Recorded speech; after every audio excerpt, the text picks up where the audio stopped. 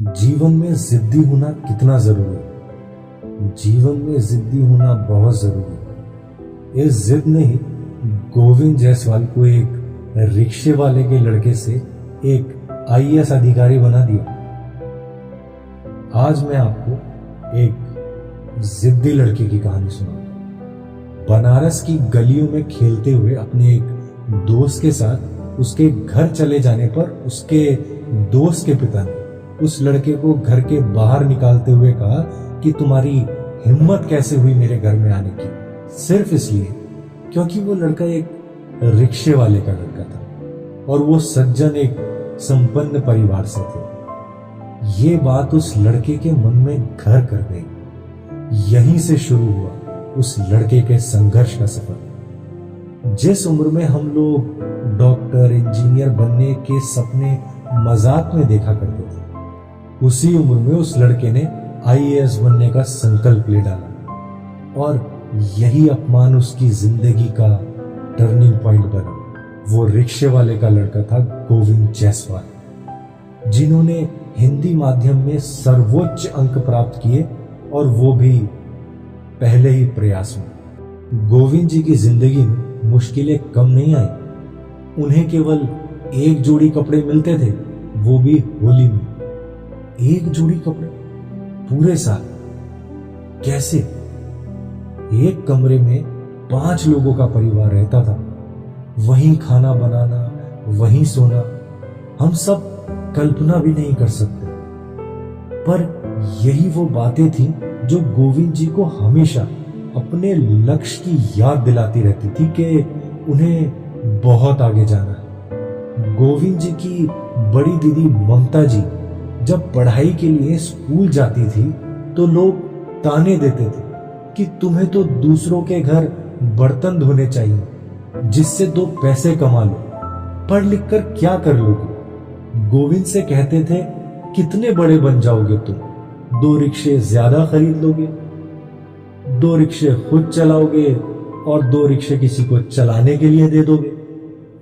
ये बातें गोविंद जी को बहुत अंदर तक जख्म देती जाती थी, पर वो कर भी क्या सकते थे। या तो उनसे लड़े या फिर उसी ऊर्जा को अपने लक्ष्य पर लगा दे। गोविंद जी की पढ़ाई खत्म हुई, अब उन्हें दिल्ली जाना था, पर संघर्ष अभी भी उसी तरह था। पिताजी ने उनके खर्च के लिए अपनी एक पुरानी जमीन बेच दी ताकि उनका बेटा ठीक से तैयारी कर सके। दिल्ली पहुंचकर भी गोविंद की मुश्किलें कम नहीं हुई। एक बार तो गोविंद जी खाने का पैसा चुकाकर केवल 150 रुपए ही बचा पाए थे। उन पैसों में ये तक संभव नहीं था कि वो 2 टाइम की चाय पी सके। अब पिताजी के पास कुछ बचा नहीं था। आप खुद सोचिए, 150 रुपए आप कितने दिन चला सकते हो, वो भी दिल्ली जैसे शहर में। गोविंद ने अपना खाना आधा कर दिया, चाय पीना बंद कर दिया। कम खाने की वजह से बहुत सारी बीमारियां हो गई। वो बहुत कमजोर हो गए, पर सिर्फ शारीरिक रूप से, हौसलों से नहीं। हौसला तो और ज्यादा मजबूत होता जा रहा था। मुख्य परीक्षा उत्तीर्ण करने के बाद अब इंटरव्यू के लिए अच्छी ड्रेस और जूते चाहिए थे।